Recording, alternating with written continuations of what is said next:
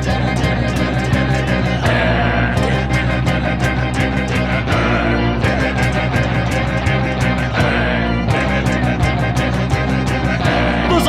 not a bat, he's a man who fights crime. And we're gonna watch him fight for a minute at a time. With John and Niall and a guest who doesn't rhyme. It's Bat Minute!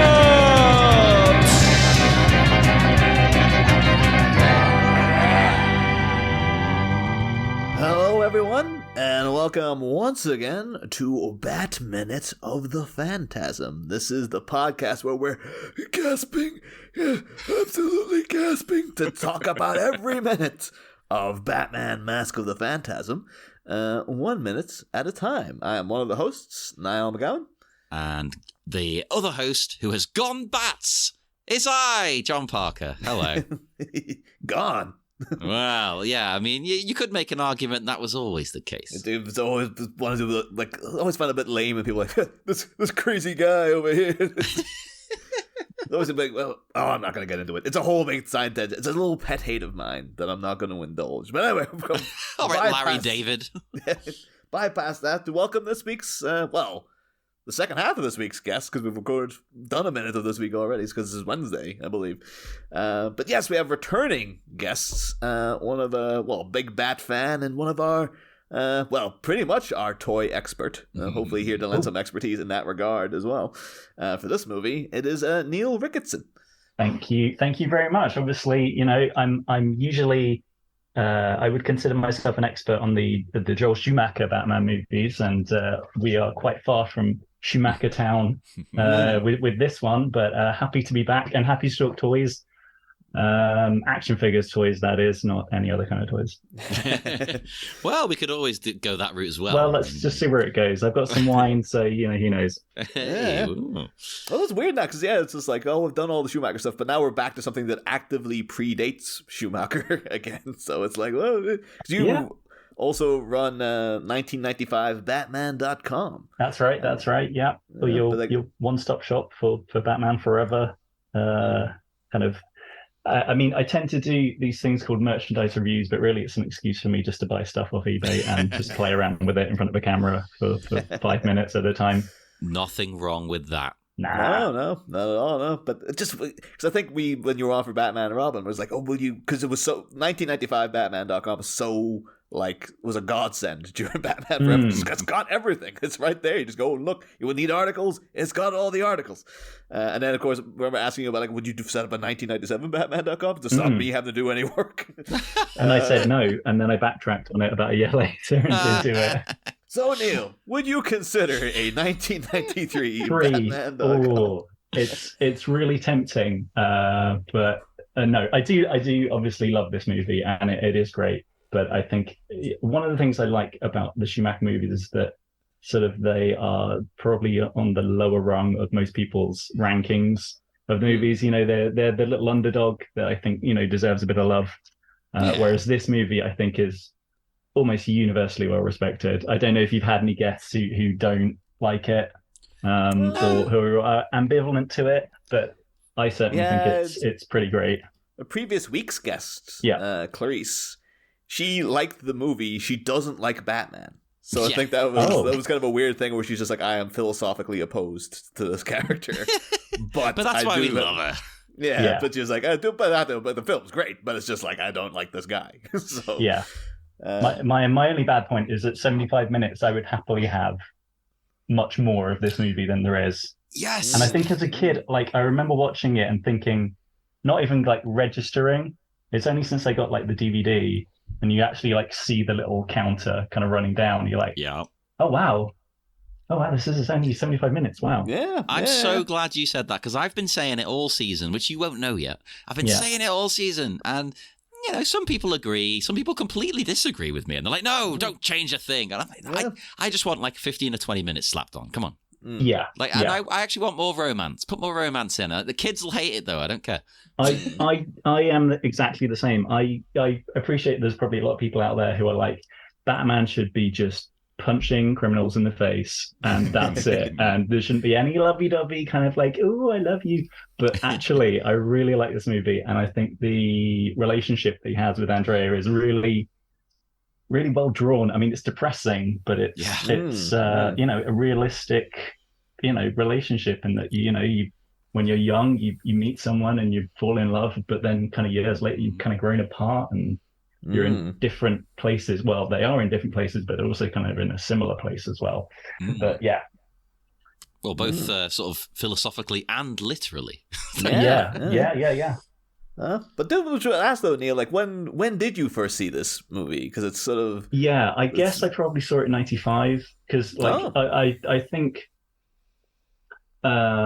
everything with Batman and you just starts at 1995. Yeah, that's literally like ground zero. I can't say ground zero anymore. That's literally like the genesis point of it all. Like I was aware of Batman, but it didn't really bother me. And then I think when I saw Batman Forever, everything kind of clicked. And I think, like I said previously, what I liked about it was I saw the animated series on the TV, and then I saw the movie, and they're very, very different things, but they're the same material. You know, they are in a way the same, you know, subject matter. So I didn't really get into it until I realized it was this thing that could be two different things or three different things. You know, you look at the comic books and they're doing something else, and then so just recently, I've not watched it yet. I'll probably watch it within the next week, but I know the Doom that came to Gotham, the animated film. It's out now. I was like, holy Christ. Like, I didn't realize. I just looked one day. I was like, yeah, it's available. It's like, holy Christ. But that's a completely different kind of entity to like, that's as bad as different from your normal Batman as you're going to get. Oh, we've got to cover that. Come on. How do you feel about some of the recent animated stuff? Because, like, I don't want to like rose tint this one, but like, I don't think any of them really holds a candle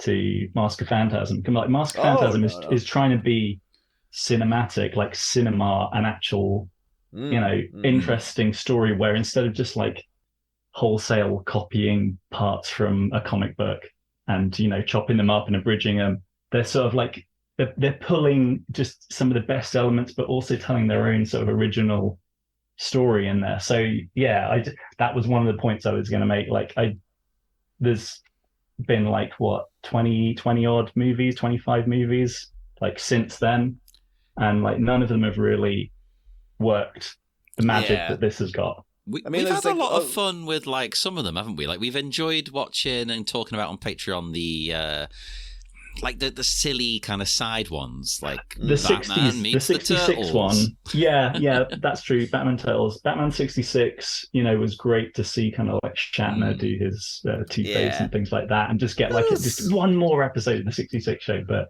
for the most part, I don't think they quite work. There's a couple of like Under the Red Hood is pretty strong. The new Frontier adaptation, that's more Justice League, I guess, but like that's enjoyable. But like, and even like they did the Dark Knight Returns adaptation.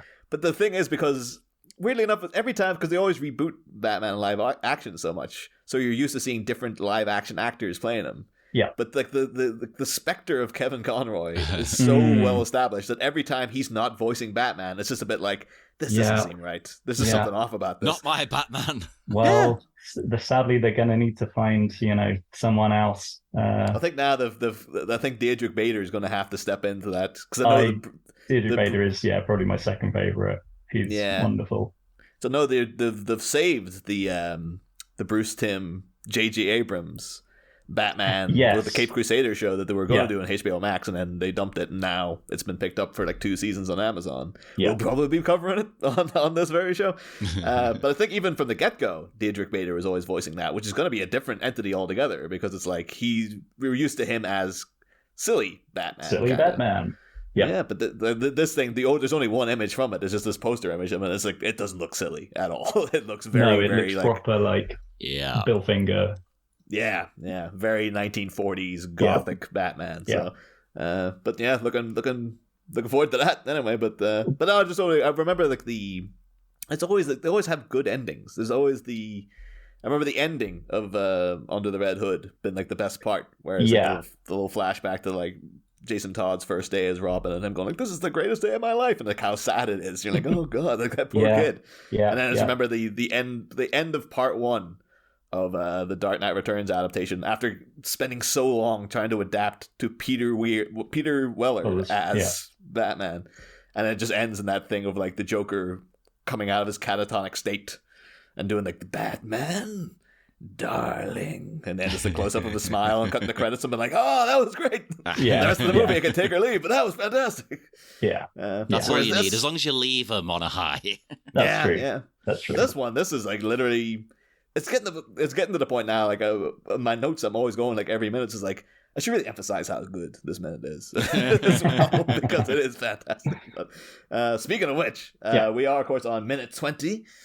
Which opens with some devastated diabolicals, and it ends a minute later with some trash toppling into a receptacle. I like that. Well, yeah, this is the thing actually reminded me of a note I had for The Batman recently, as where, because you see the two goons come up and they see presumably the completely crushed corpse of their boss. Yeah, whatever's left of him now. Jesus. And they're just like, "Oh man," and they look really like, "Holy Christ," what? And maybe I just expect more from my hardened criminals, but I was just, like, would they really be that disgusted? Because surely these guys have seen worse than that. Well, that's the thing. That's what makes you know how horrific this must be. That these guys are sort of shocked and appalled, like, "Oh no, that's too much for me." It was one of my favorite scenes in The Batman is when they're interrogating the Penguin. And then Gordon holds up the picture of like the previous commissioner. He's like, "Look what they did to this guy." And the Penguin's is like, "What are you showing me? Come on!" Can they really see much? Because that was a big statue, and like it almost seemed like it would literally just like fill the whole grave. Yeah. You think maybe you just see like his hands sticking up or something. Yeah. Maybe it's worse though. Maybe an eyeball has come loose. Things like this. There's organs might have popped out. Yeah.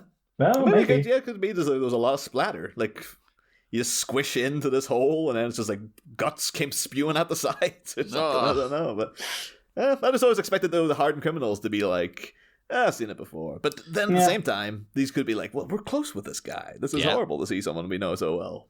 Plus your theory, Niall, that he went legit. He's not even a gangster anymore. These could be just two like normal security guys who are like, "Oh my god, I've never seen anything like that." No. But you actually genuinely feel a little bit bad for them because they're just like, "Oh, this poor guy." I do feel bad for these guys. Like, I know they're in a gang, but what have they done specifically? They haven't done anything bad. Yeah, we don't know. Yeah, that did strike me when I was watching the scene. Like, as a kid, what's creepy about this is that like Batman's not there. Like, Batman's not saving the day. And like, when you watch the animated series, he's always there. He's always saving the day. He's always, even if they're a bad guy, he's like rescuing them just in time. But like, this is like another level down, like a bit darker. Like, Batman's not here. He's not saved these people. They're dead. Yeah. It's well, the thing is, we know the Batman's not there, but they don't. No. They also then a split second later believe that Batman in fact is there. With the classic "the bat." It's the stinking bat. He said it's the stinking bat. I think you'll find it's the freaking bat, sir, is the meme. But, I was trying to look up, because I just know that became a big thing from the Arkham games. Of, jumping down like, it's the freaking bat. I tried to see if I could find like the guy who did that voice. And annoyingly, like, you Google it, and there's a link to a Reddit thread, like, and a guy's saying, like, I'm the random thug who said, it's the friggin' bat in Arkham. I was like, oh, click on that. He's like an AMA. And it's some guy just pretending to be that thug. Oh, that's not funny. Come on. And just everyone, just all the questions are just like, is it the bat? He's like, it is. It is the friggin' bat. I can't hear anybody talk about Batman and say, it's Batman, it's the bat, but without saying it in that voice now. Oh, yeah. I think I got the baby roommate, Killian. He got really into it then, too. I mentioned it to him one time, now he always refers to Batman as the Bat. That's great. I wonder if I'm sure probably predated this, but like it's the stinking bet. Does like it sticks out in my head as a line from the movie. You know, like it really, even from childhood, I think I always have like there's so many of these, you know, moments, even in this particular minute. I think I remember from like first watching it, because they actually do leave quite a mark in a weird way. One being like, holy crap, they seem to be really devastated by what happened to their boss. So. I do like as well how, as you said, they think that the Phantasm is the Bat. Because why would there be another person like this? Like, logically, of course it's Batman. He's the guy who terrorizes us. Yeah. Well, here's the question. Do you believe that Andrea has purposely, like, deliberately made it seem as if Batman is doing this, or is it all just a misunderstanding? Like, did she go in there going, I'm going to dress up a bit like Batman? And all the criminals are going to think that Batman's turned on them, and then I'll be able to carry on this operation without any attention been paid to me. They'll be all thinking it's Batman. I like that idea, but wouldn't she look more like Batman? Well, that's the thing. Yeah. You think you just dress as him? See, the other option is, because you know the voice of the Phantasm is also Stacy Keach, who voices her dad. It would also seem that what she's actually trying to do is, well, I'm like a ghost. So I want them to think that this is the ghost of my dad, because they know that he's dead. Yeah. Like they had, Sal Valestra and all those guys. They're like, oh, we killed him. So that man is definitely dead. Seeing him show up, she'd be like, oh, they're totally going to think it's the ghost of my dad. And then for it to be like, oh my God, it's Batman. She must be like, oh, I really balls this up. Like, God damn it. It's like, don't change. Does Batman have like a weird axe hand? Does he have smoke everywhere? I guess he does have smoke everywhere all the time. But he hasn't got the axe hand. He's gray and black. And oh, wait, no, I'm gray and black too. Oh, God damn it. She's like, oh, I can understand the confusion now. All right, maybe I should reestablish his entire outfit from... Oh. But I guess it is true, though. There's not many other, like... Yeah, there'll be, like, Raj Al Ghul, the only other guy with a cape running around. So, well, Superman as well, but... Yeah. Well, and do these gangsters know about him? Obviously, they know about Superman, but, Yeah. No, would they know of anyone, like, of Batman's other kind of foes? That's a good question. Joker? Oh, no, I guess they'll definitely know about the Joker. Yeah, that's about it, right? Like the ones who have like a major threat to Gotham all the time. But like Raj Al Ghul seems to be more like he's off plotting world domination and things like that. He's in the shadows a bit more, isn't he? Yeah, I think you'd have to. He's more of you'll have to be there to see what he's up to. But like the Penguin and stuff, they'll know who that is. Like plus it probably worked for them. Like I still imagine there's probably a rotating thing of like, okay, the Joker's hiring. Do you want to go try out? Not really, but I need money. So. This is how we make our fortune, Niall. We make an app for Gotham City where, you need a goon. You can hire a goon. It's like Uber. Yeah. But you get a gang to turn up. The Goon app. Yeah. Goon. That's dangerously close to a kind of sexual thing, though. I mean, that could be, the deluxe part you play. You pay extra, you get that. I can't imagine the Joker giving good. Although, weirdly enough, in the portrayal of the Joker in the Harley Quinn TV show, is like it's very odd with the actually I guess it kind of it's logical because the Joker is always now portrayed as being like, well, Arthur Fleck, and even the Heath Ledger one is like, well, he's a philosopher who has a kind of like he's holding the elites to but in the Harley Quinn TV show, you like at one point he runs for mayor and wins. And it's because he's just like, well, he's like a liberal, socialist and stuff. And they keep pointing out, I was like, but you're the Joker. He's like, yeah, I'm a killer, but I'm still a socialist. I still believe in free healthcare and stuff like that. Brilliant. I love it. Yeah. So again, maybe in an app scenario, the Joker would be like, well, of course I'll give you 5 stars. I know how this all works. Yeah. While this is my brief fleeting glimpse of Phantasm in the 2 minutes, I figured it best to talk about the action figures now, if that's all right. I've also surmised from your discussion that we're not trying to keep the identity of the Phantasm in any way. Yeah, there's just no. I don't think there'll be any point in trying to keep that cat in the bag. We debated that. We were considering doing that for the whole season. It's like, yeah, it's not. It's going to be hard to talk about it. Yeah. And then you get back and forth. Yeah. Get the episode 50 and been like, oh my god, no way. I saw it coming. I think that's one. Actually, now they're just to digress. I think that's one of the flaws, maybe, of the film, that there is no other like red herrings or anything as to who else it could be. Like, we never really believe it's the dad because we never see him. Like, if they had like, if she had like faked it more to make it seem like her dad was genuinely still alive, that would have maybe, given us a sort of like, oh well, maybe it is him and he's trying to. Well, Batman tracing like money coming out, and it's like it seems to it's been wired to Carl Beaumont, that kind of like, oh, he's still going. That reminds me of when we did Dark Victory.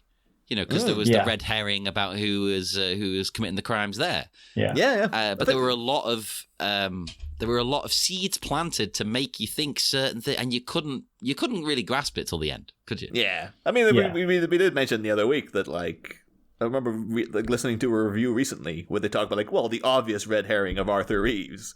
And I was like, no. And then asked the guests that week, like, do you think Arthur Reeves was the Phantasm? And nobody did, because you would never think about him. It's just like, no, but that is a genius. That would be a genius twist of like, I'm gonna catch this guy. It's really me. Yeah. Anyway, toy talk. So they did do a toy line for this, and I think Kenner had to kind of do it in a bit of a hurry. So Kenner was the action figure company that made. So it seems very sort of symptomatic of everything about the movie, is because like, a lot of its failure is blamed. Its box office failure is based on like they just rushed the marketing and they were just like just fling it out. And the whole kind of thing was like the WB going like, you guys are making a straight to video thing, huh? We're releasing it theatrically now. Get to it. And you're like, what the hell? Yeah. And then the toy line does seem to be like, oh, they're gonna be what they do for this? It's like I think there was like 6 figures or something. It was I think there's, there's 7 figures, but to be honest, only 2 of them really reflect in any way the movie. There's a jetpack Joker, which is obviously the end of the film. Yeah. Actually, I remember been very jealous of the kid who lived next door to me because he had that and I did not. There is something called the Retro Batman, where they obviously knew it was going to be kind of like something about Batman's early days. So they made a Batman figure, and for once he didn't have the yellow oval, he had the black bat symbol. So that was sort of like, I guess, sort of leaning towards that. They do like the old style belt, like pouch belt as well, I think. Yeah. So it's obviously, trying to work down there. But then the other ones were just kind of like Batman. So you had like Decoy Batman, which is kind of Bruce Wayne, with a kind of turtle head where you can like push his head down and put a Batman kind of torso and head over the top, which I always love those ones. And just this time he's red. Yeah. All right. And it's like there's, if they had a bit more time, there's the perfect thing later on where they flash back and he's wearing kind of the, just the all black kind of outfit with the ski mask and stuff. You could have done a ski mask kind of Bruce Wayne. I don't know why they always kept making them Batmans all the time. I guess it's that's actually a good point. I don't think they've ever made a toy like that. But you could do it as a tie-in to Year One. You could do it as a tie-in to Batman Begins, or this movie, Ski Mask Bruce. It seems like a kind of natural toy to make now, really. But especially in this day and age where the target market for action figures is like people our age. Much higher. Yes. Oh, you see nowadays, because McFarlane's are doing. Yeah, McFarlane I think has this has the adult license, and then Spin Master has the kind of kid license. Yeah, but their BTAS line is like phenomenal. It's just really like they're a really decent size. Yeah, you get like a range of expressions. You can swap heads and all this kind of stuff. And like I think they even did a Phantasm. Oh right, as well. That looked a bit better. But here's the important thing: can you take the head off? Can you take the mask off? Oh, if you can, they certainly don't give that away on the box. Okay. So that was the big thing about this. They made a Phantasm figure, and in the packaging, you see clearly it's Andrea, and then the mask is sort of next to her, to I guess to show you that you can put this mask on and off. I don't know what the thinking was, and I think the figure came out closer to the home video release, because the ones I've seen on the internet all have kind of like a little kind of thing across the bottom saying catch the new movie on home video cassette at the bottom. So it's like, and here is the massive twist. if you didn't know. I understand, like, okay, they released it theatrically, so on one hand you might go, well, people had the chance to see it, it's their own fault. But when they knew that it didn't do too well in the cinemas, I would have held that off and been like, wait for it to come out on video, and then we drop the toy. Yeah. So then you have like the reverse thing of like the the whole scramble after season 1 of The Mandalorian came out, though, because they didn't want to give away the Baby Yoda was a thing. Yeah. So then when they came out and everyone was like, well, where's the toys? And they're like, we don't have any yet. Because we're trying to keep it up our sleeves. And they're like, but everybody wants this thing now. You better get to it. But it's like a big thing nowadays, isn't it? Like a lot of superhero movies get spoiled by like, oh, the Lego figure set for Iron Man 3 came out and we saw that. And I think MODOK was spoiled in Ant-Man 3 by Funko. They're just like, here's a Funko of MODOK. You've got to get those Funkos out. They are licensed to print money. Well, actually, they're not, because I think I read recently they had to dump a load. They literally just buried a load because they couldn't offload them, which is insane. See, I like them. I know some people hate them. I like them because I like that they have a uniformity. Yeah. And they are quite well priced. Yeah. Like I'll buy a Niall one for his birthday or something, because that's a good price. I'll get him that. I'll get him something else. Yeah. I think it's the natural way these things. They had their big boom. Now they're going into a downturn, and in a couple of years' time, they'll even out again. And they'll be like, and they'll be like socially acceptable, because now it's a bit like, well, dude, Funkos are lame, man. But then 5 years from now, people will be like, it's, whatever. They're just sort of cool with it again. Yeah. But the Phantasm figure, was controversial. I remember buying this in 1995, and it was still like on the shelf. I think discounted because they couldn't shift them. Had you seen the film prior though, or were you like, what the hell? I can't remember. I think so. I think so, and I think that's why I wanted to buy it. It's a pretty cool figure. So it's got like the same mechanism that they had for the Catwoman, where her arm has a little spring in it, so it kind of springs down. So you can put the little kind of glove knife thing and have it kind of spring down. And obviously the mask goes on top of her head kind of really nicely and covers it up and makes it look like the proper Phantasm figure. And I was trying to have a think about like why they did that. And I did a bit of research as well, but I couldn't really find a concrete answer. One of it was I didn't know whether in other countries you have to show kind of all the accessories in a toy, so that parents can make an educated decision about, like, because obviously there have been instances way in the past now where kids have swallowed bits of toys and things. So I didn't know whether it was all that on display. Okay. And then the other one was whether the Phantasm figure on its own looked too creepy. So they were like, well, we better show that it's not real and that there's a person underneath. That's why they had it kind of separated. But I don't know. Obviously, this isn't the first time this kind of thing has happened. As I said, lots of toys get spoiled. Lots of toys spoil movies. I think the other big famous one is the blank from Dick Tracy. But the difference on that was the mask was on the figure in the packaging, so you had to buy that. Sorry, spoilers for Dick Tracy. It's Madonna. You could take off the little mask and you have like little Madonna face underneath. But then they had the recall because they were like, this is going to be big. They set out this toy line, and no one realized like, oh, that's a massive spoiler that the kids can just take off the mask and be like, oh, it's Madonna's character underneath. And so they were just like, get rid of them, recall all the blank toys for the love of God.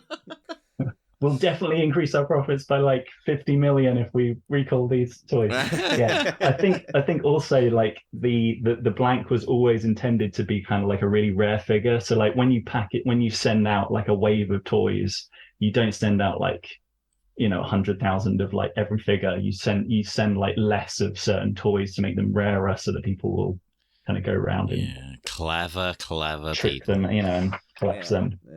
And I was having a quick look at kind of other kind of movies that have been spoiled. So I got some good ones. Shrek, the Princess Fiona being a ogre was spoiled by the Burger King toys. What else? Jason Gordon-Levitt being the Cobra Commander was spoiled by the G.I. Joe toys. What else? You had the Princess Amidala and Padme, which I don't know whether everyone really thought that was a twist, but she had like the exact same headshot, and you could clearly see it was Natalie Portman. I don't know. I think maybe I was the right age, and I'm a sucker, so I fell for it. I was like, "Oh my god, they're the same person!" I think at the time I was very like I was already cine literate enough to be like, "That's the girl from Leon." And so I was sitting the entire time when she was like in there, so like, "Oh, why is the queen talking to this little boy now? Like, it's like as if she's a servant or something." And then, like later on, I was like, "Wait, are we supposed to think it's a different character?" I did, god damn it, screw you. Another one, although this isn't really a twist, but the Inspector Gadget toy for Dr. Claw. Dr. Claw was obviously, just an arm behind a chair with a cat. You never saw his face, but they did do a toy of it. And they made a big deal about like they put a sticker over the front so you couldn't see the face. And they were like, buy this figure and find out what Dr. Claw looks like. Yeah. That's a cool idea, that. I like that. It didn't so well at all. It's really rare now. And then we actually see him though. He's so sort of like, if people haven't seen it, Dr. Claw, he looks a bit like a really angry version of Max Shrek. Oh. Yeah. Like he's with like inflated, like really inflated lips, and it just looks really furious. It's a bit like, oh, that's what he looked like. Okay, I didn't really get that vibe, but sure. You thought he was going to be really messed up looking, and then it's like, no, he's going to look like he's a bit messed up looking, I guess. But, and then, so just like I was trying to think of something where a toy line has kept a twist, the other way around. And actually, we don't have to go too far. The Batman Begins toys, they released the Ra's al Ghul figure, which was based on the Ken Watanabe, the decoy Ra's al Ghul, and they had featured him prominently fighting Batman, on top of the train and everywhere on the play sets and everything. So they kept that twist. That's good. Secret. I bet that was Chris Nolan going, come on guys, look, you messed up the toys for Batman and Robin. Let's do it right with Batman Begins. We can't afford to do it again. That's the name of the toys for Henry Ducard, Liam Neeson's character. But his name was in like quotation marks though. Like, Henry Ducard. People looking at it like, wait a minute, something's fishy. It doesn't have that next to Ra's al Ghul. It's like, well, it must be a typo. He's got a very similar beard, but I'm sure it's fine. So these guys, they open fire, which yet again, we've talked about this already in this movie. We've talked about it in other movies. They open fire. Sensible idea, yeah? Oh, no, surprise, it doesn't work. That's always what these villains do against these, like, superhero kind of figures. Like, hey, I'll just shoot them.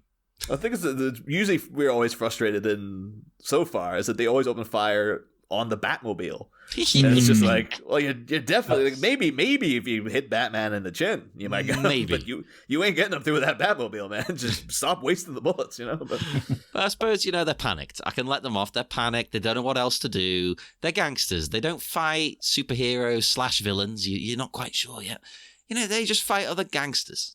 Well, that's the thing too. I guess maybe they have a policy on site. Like Batman could be there to help, but their thing is like, well, if Batman shows up, you instantly try to shoot him, no matter what the thing is. It's just like, you're just doing everybody else in the criminal fraternity a favor. Oh, yeah, you'd be like heroes. Yeah. Yeah. Really, really love the shot, though, of the Phantasm in the distance. It's so atmospheric. It's the silhouette and just the smoke. It really reminds me of, I don't know if it was a deliberate reference, but are either of you guys familiar with like the old BBC it was like a one-off drama. It was part of Omnibus back in the 60s, but it became really, really famous. It was a story called Whistle and I'll Come to You. Oh, wait, I've heard of that. Why have I heard of that? Oh, it's one of the most well-regarded like British horror stories ever. It's like it's great. You can just get it on YouTube. It's actually a little great. I won't spoil anything in case you want to go watch it. I recommend you do. It's like 45 minutes long. But it's like an old man who's like a writer goes down to the beach side and he finds like a little bone, like a kind of ancient bone, and it looks like it's carved into like a whistle, and he blows through it. And then from after that, he keeps seeing the silhouette in the distance of this figure that's coming for him. And he starts really freaking out, and he's like, he's staying in this hotel, and he's asking all the other guests, like, "Do you believe in ghosts? Because I think like something's after me." And like in the middle of the night, like he'll be in a room with 2 beds, and the next morning he'll notice that the other bed, the sheets have been used, but he was there by himself and things like this. And it's just this constant, really creeping figure of like this silhouette in the distance, and really this reminded me of that. Like I was like, I wonder those guys, because they're well versed in old classic, horror. So like I wouldn't be surprised if I was like, man, it's a little nod to Whistle and I'll Come to You. I could totally see that. And you know what? I've realized, Niall, why I know the name, and you're gonna know this as well, and the listeners won't, and they won't care. It is the name of the debut album by Liverpool band, they broke up now, Lovecraft. That's almost definitely what they're referencing. As well. Their album, it's Whistle and I'll Come to You, my lad. And knowing Craig, who was the front man, it's absolutely about that. Yeah, he is an old horror guy. Like that's 100% what he's going for. But so I recommend. It also reminded me just a little bit of like of The Innocents as well, which is another great old horror from like the 60s, Jack Clayton movie, which they recently remade into like The Haunting of Bly Manor, and it was fucking garbage. You really hated that one, didn't you? It's because the first season was great, and then this one was terrible, and then Midnight Mass came after it, and it's like Midnight Mass is like one of the greatest things that's ever been made for TV now. It's like, holy, that middle section, whatever the hell went wrong there, I don't know, but like... I've still only seen the first one, so I need to catch up here big time. I'd say that. You would probably tell me not to bother with the second. Oh, well, you don't need to watch the second because they're not connected. I know, but there's like a vibe connection, if you know what I mean. But I've watched all of Midnight Mass twice. It is actually an Easter. It's set at Easter, so if people were looking like for a themed viewing around Easter, cannot recommend that show enough. Absolutely fantastic. But excited. Yeah. But it's a bit in The Innocents where like the little girl looks over and sees this woman looking at her from the reeds. I believe they actually made this shot in Halloween where Michael Myers is standing in front as Jamie Lee Curtis is walking down the street and sees Michael Myers in the distance. That's inspired by that bit of The Innocents. Could be inspired with an inspiration from here as well. But you learn something new every time on this show. Yeah, let's hope so. But so then we do cut to the Valestra townhouse. We don't know who it is yet, but bit of a weird. I just thought it's a striking building because it has like. Well, one, it kind of reminded me of like a cuckoo clock for one thing because it has this big prominent door, like 34 stories up or whatever. Maybe there's a giant cuckoo that comes out. Yeah. It's like a big supervillain called the Cuckoo. Oh, yeah. Batman's like, I wonder where he could be. And then perhaps it's a giant house that looks like a cuckoo clock. So. No, it's too obvious. So why like 30 stories up? It's got like these giant set of doors leading out to a balcony that goes all the way around that doesn't have a railing. Well, that's the thing. If it was a proper balcony with a railing, you'd be like, okay, yeah, I can see why the doors would be there, so you can go and have a nice view. Yeah. But no, not on this one. There's railings at the top, but not at the balcony. It's very infuriating to me. Then again, maybe that's just me because I'm scared of heights. Like, I went up the cathedral in Berlin, and I was scared of that when you go on the roof. I was just like, no. And I went around the whole outside because it's like a big circle, just pressed up against the wall. Like, it's like when you're on the Eiffel Tower. They actually have like a viewing deck where you can like lean on this glass, so you're kind of basically hovering out over the city. It's like I did it, and it's very like I'm enjoying this, but I'm also terrified because are they sure this is okay? And they're like. It might be, but who knows? Well, with the French, they're just like, yeah, whatever. Nah, the French. The French champagne. But yeah. So then with inside, we get stirring his tea. Our introduction to Sally and Louisa Valestra. Right. I've got to ask this immediately. Is it just me being picky, right? I'm annoyed that he's left the tea bag in. Because tea has specific brewing times based on the type of tea. Yeah, but he's American, and we all know they get tea wrong. They microwave it. Yeah. We should have got Kiri Callaghan back to this minute specifically to be like, do you think he microwaved this tea, Kiri? And she's like, it's been 7 years, man. Let it go. No, we'll bring it up every time. No, that you really say got that, to John, me. though, but I'm a big tea drinker. I'll drink green tea. I leave the bag in. Green time. tea is the worst one to do it with. Green tea, 2 minutes is all you're supposed to brew it for. It's supposed to be a light brew. Some matcha things you can do up to 3. That's it. You gotta stop. I live by my own rules, John. All right. You're a punk. You should understand this thing. Who are you to tell me how long I should have my tea bag in? Yeah, but you can't be a tea punk. That's not a thing. I'm sorry. That's it. I'm starting it. That's the rise of the tea punks. That's what this episode is. Yeah, it's the new sub cult that you're forming. The tea punks. They're Not invading. even a subculture, a subcult. It is. There's going to be sacrifices. There's going to be a hierarchy. I am definitely at the top of that. Oh, I fully expected that. Yeah, that's yeah. But yeah, and also he has the. So he's not observed the tea rules of taking the tea bag out, but he is doing the little pinky up there, like he's trying to be extra fancy. That also annoyed me because who actually does that? I think I do it sometimes, but like not consciously. I think it's just like a thing that just happens sometimes. You know what it does? It does happen when you have like a one of those annoying posh people teacups where the handle you can only fit like 2 fingers in. Yeah. I think that might have been where it originated anyway. Yeah. And it's just like, why don't they just make the handles bigger? Like, yeah, exactly. Like a coffee this? mug. Americans know what they're doing with that. There was always the rumor, the old urban legend was that the reason they did that was because the upper class were so like dismissive of their servants. And they thought their hands were dirty, so they just wanted to touch as little of the cup as possible. So they'd stick out their finger. So they're like, oh, I don't want my fingerprint mixing with the commoner's fingerprint. I like how that sounds ridiculous, but everything we know about these kind of people from the past, I'm like, that possibly is true. Yeah. I think like another one was that it was supposed to be a signal in like the French aristocracy, like when like a woman was coming on to you. When she was drinking her tea, she would lift her little finger to be like like a little kinky little wave. Yeah. So people, not knowing that people have been coming on to each other through the finger thing for centuries now. All of a sudden, listeners are going to be realizing, oh my God, she was coming on to me 10 years ago. No.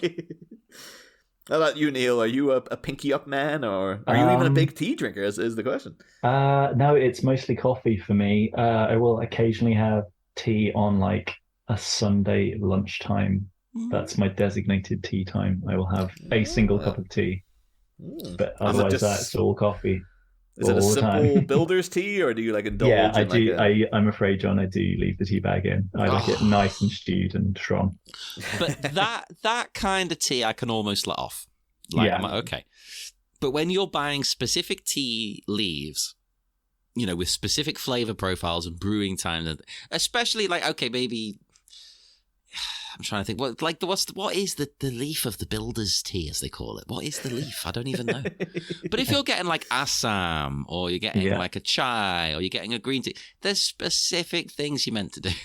I do wonder if because Valestra is a very ill man, if this is like a tea that's supposed to be some sort of rejuvenating, like he's been told. Could be. You know, yeah, it's like, if you drink like chai, you know, or like most people always go to a green tea. It's like a green Arubis tea. It's supposed to like, I don't know, regenerate the capillaries in your lungs. Put lead in his pencil. Yeah. He is obviously not a well man, and like I don't know, like when you saw this as a kid, did you like know what he was going for in terms of like the respirator and stuff? No, but I remember this scene actively being a bit disturbing for me. Yeah. Because you're I don't know what this is. I don't know what he's doing. I don't know why he's losing, breath. I think it's because they animate him so well that he does look like a genuine, like the liver spots and all that. It looks like it reminded me of my granddad. Yeah. And just the idea of like this is a very human thing that he's just like this. It's Abe Vigoda obviously doing the voice, and it's doing like this, like it's so kind of familiar, and you're like, this is what happens to people. People just eventually over the years could become like this, even if you're powerful. Yeah.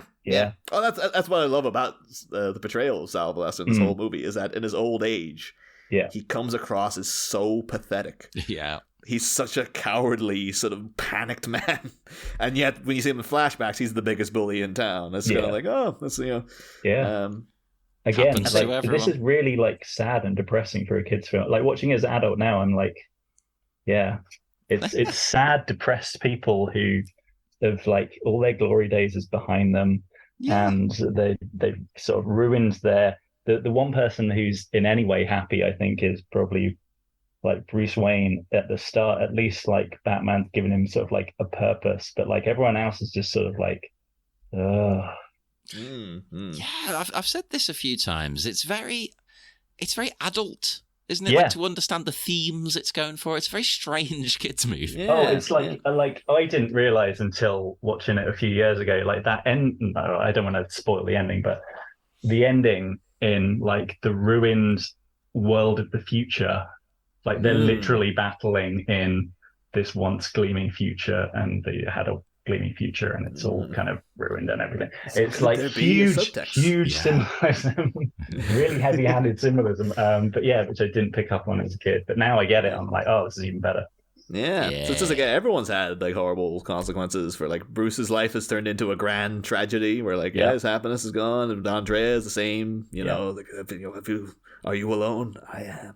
Oh. And Sal Valestra, who used to be this big swinging dick around town, is just a guy like he's got look how big, vast and empty his place is. He's got nobody. His friends are dying. Again, I don't want to be like the guy who literally just saw Citizen Kane the other month and now sees it everywhere. But this feels like I know they've I think it was Alan Burnett said like the flashback kind of structure of the film is kind of inspired by Citizen Kane. Oh, absolutely. But like this specific shot is very kind of like Kane-esque of, again, like Orson Welles was very heavy-handed, kind of looking down on a character, and they always have these like massive mansions, and there'd always be just like a single chair kind of representing their loneliness or whatever, you know. It's also very similar to shots of Bruce Wayne as well. Yes. That's true. Yeah. I didn't know the Batman movies you get that of Bruce Wayne in his cavernous mansion with just that giant table. You know? Yeah. Could you pass this on? Yeah. I just love though if we cut to this and just had the voiceover doing like the Xanadu, the apex of humanity that they once called Xanadu. Yeah. Like, is this about the Olivia Newton-John movie? Yes, it was all a pretext to that. That's what we'll Xanadu minute. Oh, if only. Also, I looked up Abe Vigoda because I wasn't familiar. They've all got great voices in this. I'm so excited to get into like there's so much about Abe Vigoda that it's just like I'm so happy that he's in so much of the movie as well. Okay, I just wanted to bring up I hope you bring up the episode of Superboy that he was in, the live action Superboy. Superboy was like a TV show from like the late 80s, early 90s that's sort of completely forgotten because I think there was like some sort of like rights thing, and then Lois and Clark came on. They never really reran it. But Abe Vigoda is in episode 3 of Superboy. And it's just the most bizarre episode where he's a guy who runs a junkyard, but he's also, I mean, this is like a 20-minute like live action cheesy special effects kind of show if you've never seen it, about a young Clark Kent who just is Superboy. Love it. But I think it's set in the 80s though, isn't it? It's like really intensely. So it's sort of it's loosely a prequel to the Chris Reeve thing, but sort of not also as well. It's just sort of got a similar vibe. But anyway, Abe Vigoda plays a guy who runs a junkyard, and he's also having flashbacks of being in a concentration camp, because that's what you do in a kids show.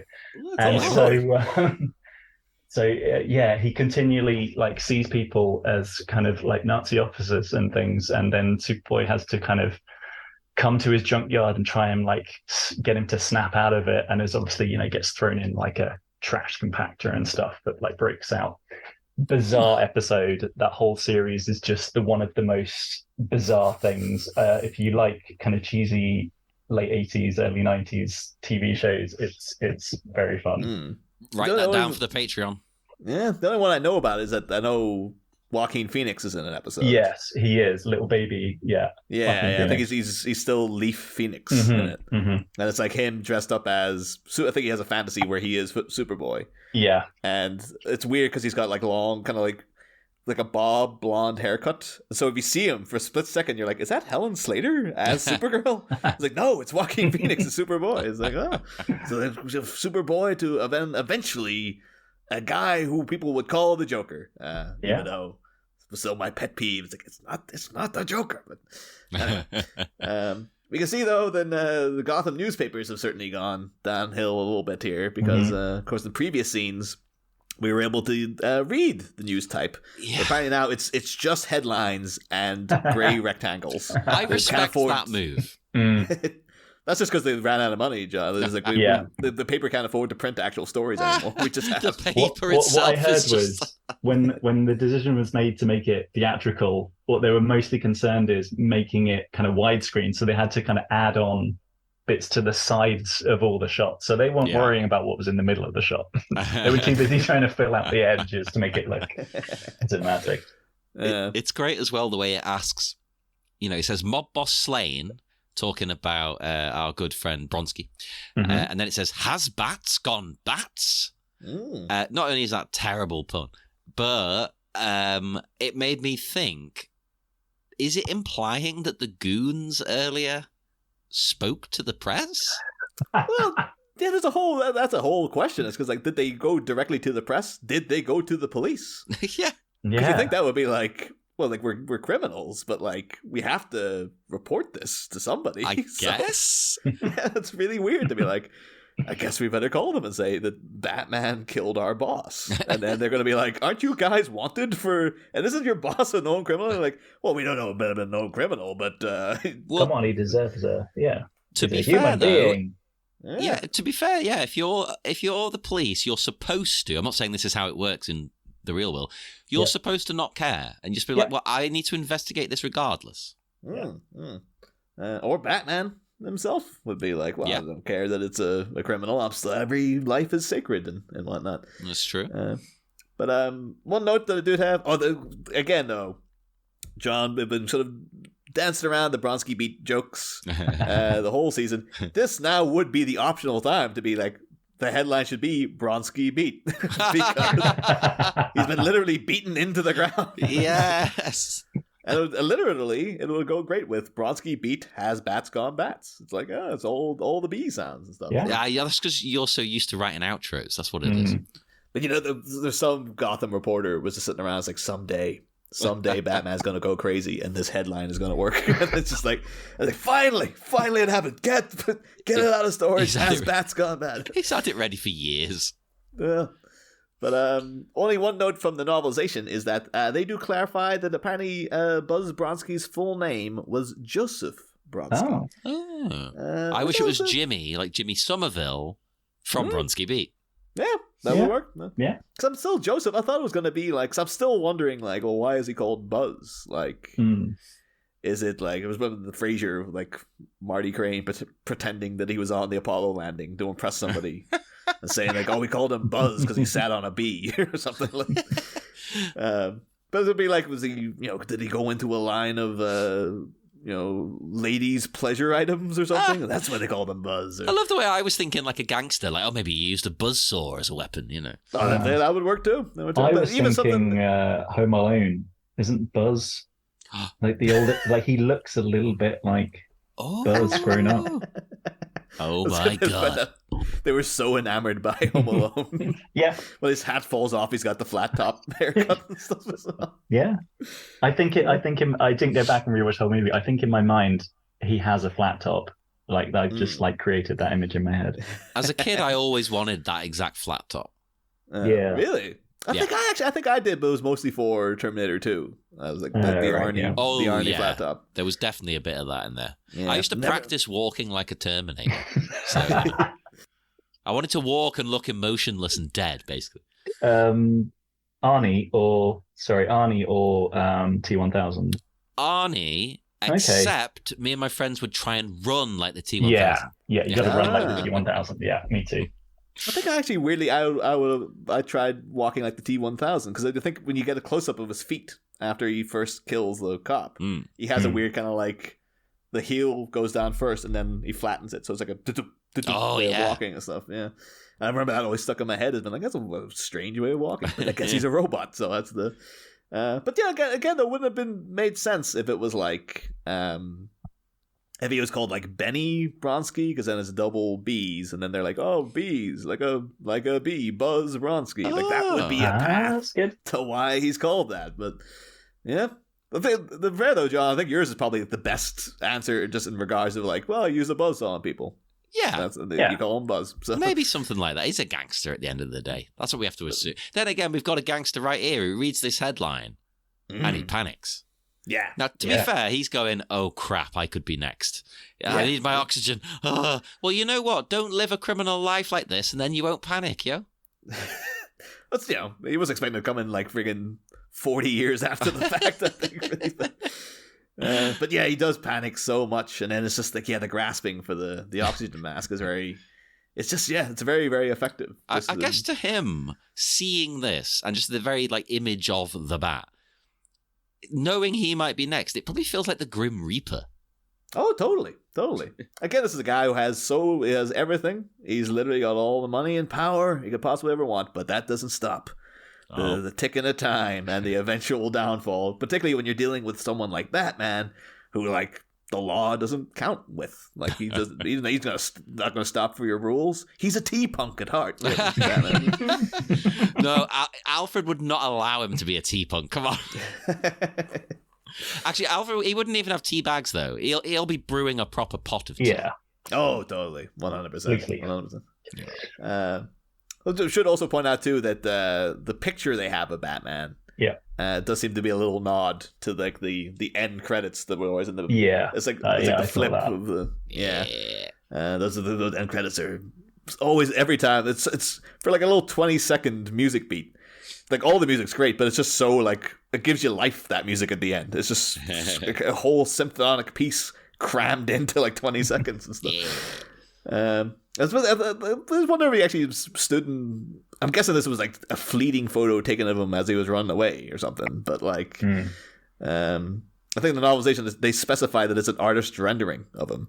Okay. So I was kind of hoping it would have like the old thing Cassandra's dad from Only Fools and Horses did in the 89 movie. Where it's just still that picture of a bat in a pinstripe suit. It's like, this is the best we got. So like, it's been 10 years. It's still the only picture we've got of him. So. I love the way at least once a season, Only Fools and Horses comes up on this show. And the Americans haven't got a clue what we're talking about. Oh, I'll have to forward it to you though, John. I found you can get clips of the US remake now. Oh. Some guy who was like a minor part in it put it on his acting reel. And so now I always just heard the legends, and then they're like, no, here's actual footage of it. Is it as bad as it sounded? Yes. It's because it looks like How I Met Your Mother. It's that same kind of way of film. No. It just looks like a modern laugh track sitcom made in America that's just garbage. And Del Boy's going around in like a tracksuit and stuff. No. Like, yeah. It's I'll forward to you later just to see what it I'm looks upset already in advance, but do it anyway. I like the pain. Yeah, but whereas I'm like, what do you mean you remade it? We then cut to I love any scene that comes in. I think I actually mentioned earlier in the season, like any scene that cuts in with Arthur Reeves mid rant. Yeah, which is most of the time, right? Yeah. But this is like, what do you mean you won't? You have to go after it. Well, he's screaming at Gordon here, like, you've got to go after the Batman. Yeah, after all, he's killed somebody, right? Well, no, Jim ain't buying it. No, he didn't do it. Again, just loved Jim's dedication to. I loved it in the Batman, where that was only after 2 years of knowing Batman. He was just like, I 100% trust this person. That was my favorite part of that movie as well. Just I implicitly trust this man who is a crazy. Yeah. But you could be a good crazy. It's fine. Yeah, exactly.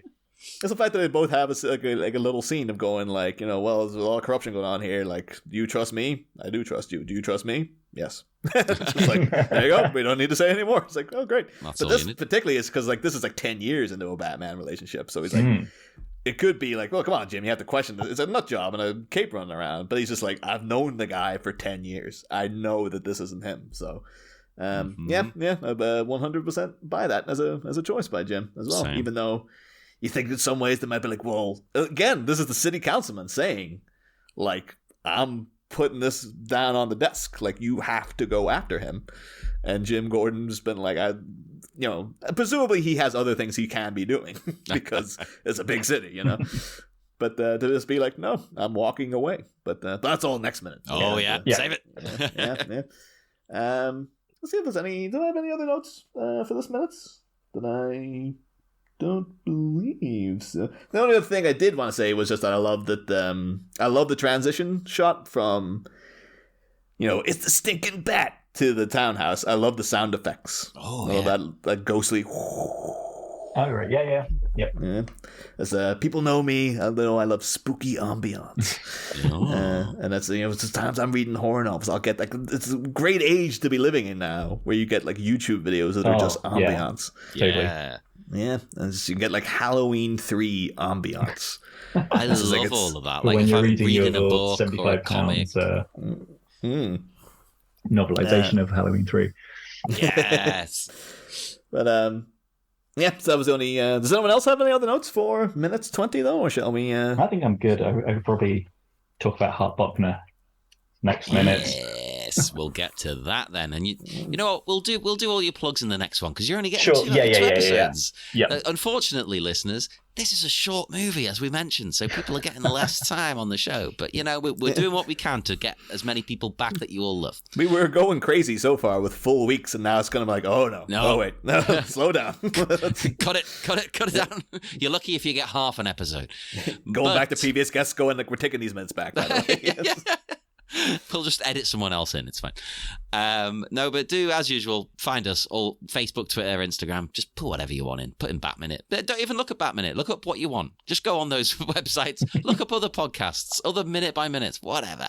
And check out our network, Sleepy Charlie Media, on Patreon and TeePublic. And we will see you again on Friday with more Batminute of the Phantasm. Next time... A confronted commissioner articulates an exculpation to a politician regarding the Caped Crusaders' morality on matters of mortality. A snake oil salesman receives carte blanche to obliterate the Bat. And a crime fighter whose arcane takes his campaign to the grassroots. But will his inspection of the sordid scene bear any fruit?